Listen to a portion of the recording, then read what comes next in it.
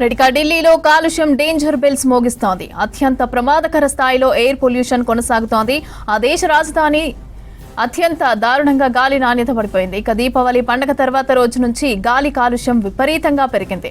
ఈ ఏడాది కాలుష్య స్థాయిలు 5 ఏళ్ల గరిష్ట స్థాయికి చేరుకున్నాయి. ఢిల్లీ ఆనంద్ విహార్ ప్రాంతంలో ఎయిర్ క్వాలిటీ ఇండెక్స్ లో 429 పాయింట్లకు కాలుష్యం చేరింది. పొల్యూషన్ తగ్గించేందుకు క్లౌడ్ సీడింగ్ తో కృత్రిమ వర్షాలు కురిపించేందుకు ప్రయత్నాలు చేస్తోంది హస్తినా సర్కార్.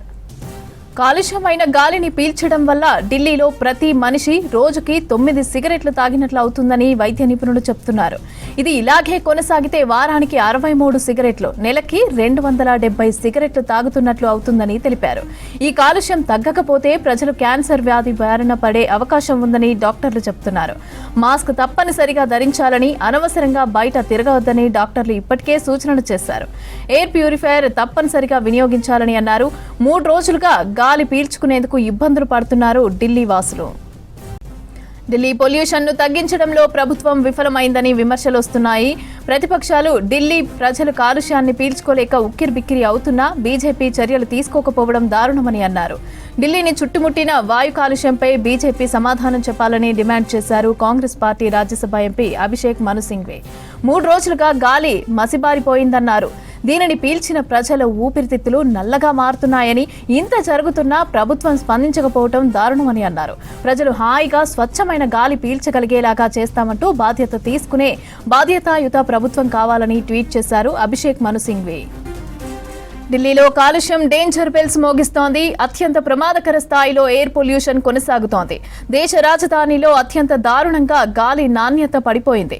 దీపావళి పండుగ తర్వాత రోజు నుంచి గాలి కాలుష్యం విపరీతంగా పెరిగింది. ఈ ఏడాది కాలుష్య స్థాయిలు 5 ఏళ్ల గరిష్ట స్థాయికి చేరుకున్నాయి. ఢిల్లీ ఆనంద్ విహార్ ప్రాంతంలో ఎయిర్ క్వాలిటీ ఇండెక్స్ లో 429 పాయింట్లకు కాలుష్యం చేరింది. పొల్యూషన్ తగ్గించేందుకు క్లౌడ్ సీడింగ్ తో కృత్రిమ వర్షాలు కురిపించేందుకు ప్రయత్నాలు చేస్తోంది హస్తినా సర్కార్. కాలుష్యమైన గాలిని పీల్చడం వల్ల ఢిల్లీలో ప్రతి మనిషి రోజుకి 9 సిగరెట్లు తాగినట్లు అవుతుందని వైద్య నిపుణులు చెబుతున్నారు. ఇది ఇలాగే కొనసాగితే వారానికి 63 సిగరెట్లు, నెలకి 270 సిగరెట్లు తాగుతున్నట్లు అవుతుందని తెలిపారు.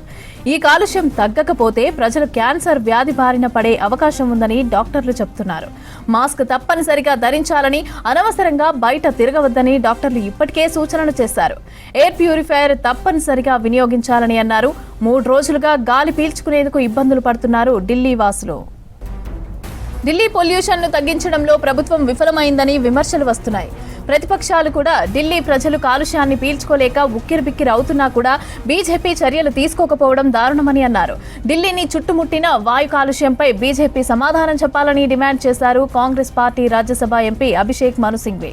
3 రోజులుగా గాలి మసిబారిపోయిందన్నారు.